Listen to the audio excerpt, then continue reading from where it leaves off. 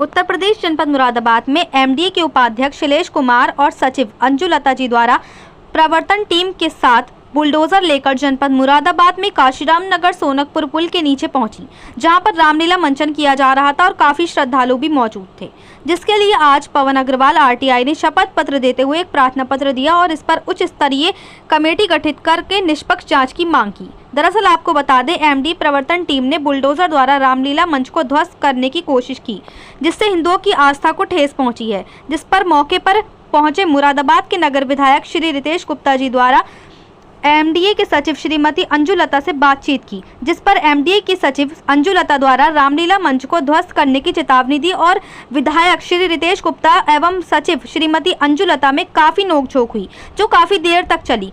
सचिव अंजू गुप्ता माननीय नगर विधायक रितेश गुप्ता जी पर गर्म होती हुई नजर आईं और एमडीए अपने मनमानी करता रहा, नहीं सुने विधायक जी की बात, जिस पर माननीय नगर विधायक रितेश गुप्ता जी द्वारा अपर जिला अधिकारी नगर मुरादाबाद कार्यक्रम की अनुमति भी दिखाई, जिस पर एमडीए की सचिव अंजू लता तथा उपाध्यक्ष शैलेश कुमार ने अपर जिला अधिकारी नगर मुरादाबाद को भी गलत अनुमति देने के लिए उनके विरुद्ध कार्रवाई करने की बात कही। वहीं पवन अग्रवाल ने कहा कि काशीराम नगर रामलीला मेला एवं दशहरा महोत्सव कमेटी के अध्यक्ष श्री प्रमोद शर्मा द्वारा दिनांक 6 तारीख से रामलीला का आयोजन कराया जा रहा था। तब ऐसे में रामलीला के अंतिम दिवस पर बिना नोटिस जारी करे बुलडोजर लेकर रामलीला मंच का ध्वस्तीकरण बिना नोटिस कार्रवाई किस नियम एवं शासन आदेश के अंतर्गत की गई। वहीं पवन आरटीआई ने कहा कि काफी अभद्र भाषा का प्रयोग और बदतमीजी एमडीए के अधिकारियों द्वारा मंचन के पदाधिकारी से की गई, जिस पर मौके पर माननीय नगर विधायक जी पहुंचे, जो कि जनप्रतिनिधि हैं, उनका कार्य जनता का प्रतिनिधित्व करना है, जो कि सही दिशा में काम कर रहे थे और एक सराहनीय कार्य उनके द्वारा किया जा रहा था। लेकिन एमडीए के द्वारा जिस प्रकार बदतमीजी की गई और बुलडोजर लेकर गिराने की कोशिश की गई, अगर उन्हें कोई भी आपत्ति थी तो वे प्रथम दिन ही आकर कह सकते थे, लेकिन अंतिम समय पर की गई ये कार्रवाई से ऐसा लग रहा है कि ये सरकार के विरोध में कार्य कर रही हैं। कल ही चुनाव की तारीख घोषित हुई है और कल ही इसी प्रकार का कदम उठाना, ये सरकार के खिलाफ अधिकारी काम कर रही हैं। इसमें आखिर मुख्यमंत्री जी को सोचना पड़ेगा, क्योंकि एक मुहिम चल रही है, इनके द्वारा सरकार के खिलाफ कार्रवाई की जा रही है। वहीं पवन आरटीआई ने यह भी कहा कि दूसरी ओर एमडीए के उपाध्यक्ष शैलेश कुमार जी का कहना है कि एडीएम सिटी ने किस बात को लेकर परमिशन दी है, उसकी भी जांच कराऊंगा। तो सबसे पहले एमडीए के अधिकारियों की ही जांच होनी चाहिए। इन्हें धारा 188 तो याद है, लेकिन ये 26D भूल जाते हैं। आखिर एमडीए के उपाध्यक्ष और सचिव अंजू लता जी कौन सी किताब पढ़ रहे हैं कि 26D उनकी किताब में ही नहीं छपा है। मुरादाबाद से परवेज अंसारी की रिपोर्ट।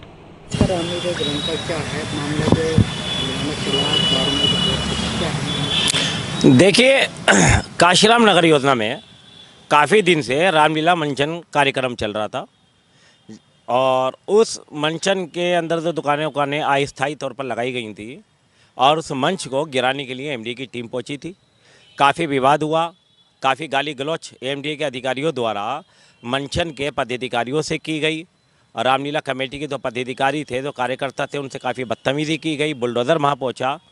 उसके बाद मौके पर हमारे माननीय नगर विधायक जी पहुँचे और उन्होंने अपनी बात को रखा। उससे काफ़ी झड़प हुई। तो एक बात मैं स्पष्ट करना चाहता हूँ कि माननीय नगर विधायक जी जनप्रतिनिधि हैं, उनका कर्तव्य जनता का प्रतिनिधित्व करना है, जनता की बात को रखना है, और वो सही दिशा में काम कर रहे थे। एक अच्छा सराहनीय कार्य उनके द्वारा कल किया गया था। लेकिन एमडीए द्वारा जिस प्रकार की बदतमीजी की गई, जिस प्रकार बुलडोज़र ला करके उसको गिराने की कोशिश की गई, तो उन्होंने एक बात स्पष्ट कहा कि अगर ये एमडी की भूमि थी, कोई भी अगर आपको आपत्ति थी तो आप प्रथम दिन इसको कर सकते थे। अंतिम समय, समाप्ति के समय आपके द्वारा ये प्रकार की कार्रवाई, ऐसा लग रहा है सरकार के विरोध में कार्य कर रहे हैं।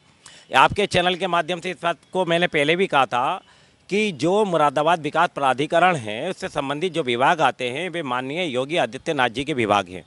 उनके विभाग में इस प्रकार का मोटा करप्शन, 1000 करोड़ रुपए का करप्शन सीलिंग के नाम पर अवैध कमाई के रूप में जो विकास प्राधिकरण के अधिकारी द्वारा किया जा रहा है, वे सोचनीय विषय है। मुख्यमंत्री जी को सोचना पड़ेगा, क्योंकि आखिर एक प्रकार की तो मुहिम चल रही है एक समुदाय के प्रति, उससे स्पष्ट हो रहा है कि इनके द्वारा सरकार के खिलाफ कार्रवाई की जा रही है। और दूसरी ओर उनका स्टेटमेंट छपा है उपाध्यक्ष श्री शैलेश कुमार जी का, एमडी के जो उपाध्यक्ष हैं, उनका कहना है कि एडीएम सिटी ने किस बात को लेकर परमिशन दी, मैं इसकी भी जांच कराऊंगा। तो एक बात स्पष्ट है कि एडीएम सिटी द्वारा जो परमिशन दी गई वह जनहित में दी गई। वे इस बात को मद्देनजर रखकर दी गई, क्योंकि एक जनहित का कार्य था, एक धर्म का कार्य था और कोई स्थायी निर्माण नहीं था, वहाँ पर अस्थायी था। अतिक्रमण जो है वो स्थायी के रूप में गिना जाता है, ना कि अस्थायी के रूप में। जैसे कि तमाम ठेले और फल और रिक्शाएं मौके पे खड़ी हो जाती हैं, वो अतिक्रमण नहीं है। अगर मेन चौराहे पे कोई रिक्शा रुक जाती है, कोई ठेला वाला रुक जाता है, तो वो अतिक्रमण की परिभाषा में नहीं आता। अतिक्रमण की परिभाषा में स्थायी आता है। लेकिन एमडीए द्वारा जिस प्रकार की कार्रवाई की गई, जो हमारी भूमि को लेकर के वो बात करते हैं और जो कहते हैं कि एडीएम सिटी साहब की जांच कराएंगे, तो सबसे पहले जांच एमडी के जो अधिकारी हैं उनकी होनी चाहिए, जो उपाध्यक्ष हैं उनकी होनी चाहिए। ये सीलिंग की कार्रवाई करते हैं, इनको धारा 188 तो याद है, पर 26 जी भूल जाते हैं। आखिर वो कौन सा लॉ पढ़ रहे हैं, आखिर वो कौन सी किताब पढ़ रहे हैं जिसमें उनको स्पष्ट उन्होंने कहा है कि वो परमिशन गलत है, हम उनकी जांच कराएंगे। ये जी सवालिया निशान एडीएम सिटी पे भी खड़ा कर रहे हैं, वो विधायक जी पे भी खड़ा कर रहे हैं, लेकिन वे खुद कहता हूँ आखिर विधायक जी के ऊपर भी उंगली खड़े हैं, एडीएम सिटी पे भी लगा रहा है, तो इतना बड़े अधिकारी हो पाएंगे।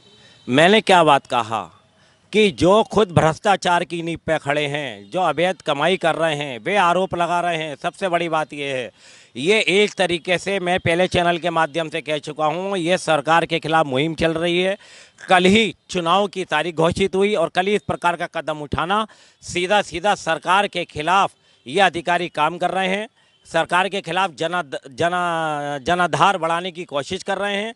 अभी मैंने आपको क्या बताया ना, 26 जी कार्रवाई जो मैं आपको बतला रहा हूँ। आखिर ये कौन सी किताब पढ़ रहे हैं? एमडी के उपाध्यक्ष महोदय और सचिव महोदय श्रीमती अंजुलता जी, उन्हें 26 जी उनकी किताब में नहीं छपा क्या? वो अपनी किताब खोलकर नहीं पढ़ते क्या? ये 188 की धारा उनको याद हो जाती है, 26 जी भूल जाते हैं। एक कार्रवाई उन्होंने एमडी के विरुद्ध कल करी, सुपरवाइजर के और जेई के खिलाफ करी, जो 30 सितंबर जो मैंने उंगली उठाई थी कि 30 सितंबर को 6 अवैध निर्माणों को लेकर के। अब आप क्या देंगे, शपथ पत्र दे रहे हैं क्या? देखिए, इस विषय में शपथ पत्र देता हूँ। पूरे प्रकरण की उच्च स्तरीय जांच होनी चाहिए, क्योंकि मामला केवल एक जनप्रतिनिधि से जोड़कर ना देखें, आप एडीएम सिटी से जोड़कर ना देखें। ये मामला सीधे मुख्यमंत्री जी से जुड़ता है, क्योंकि उनके विभाग के अधिकारी हैं जिनको स्वयं माननीय मुख्यमंत्री जी देखते हैं। तो इसमें उच्च स्तरीय जांच कमेटी पारित होनी चाहिए। अगर निष्पक्ष जांच की बात ये सरकार करती है, तो मैं कह रहा हूँ इसकी निष्पक्ष जांच उच्च स्तरीय जांच कमेटी से होनी चाहिए, कल वाले प्रकरण की।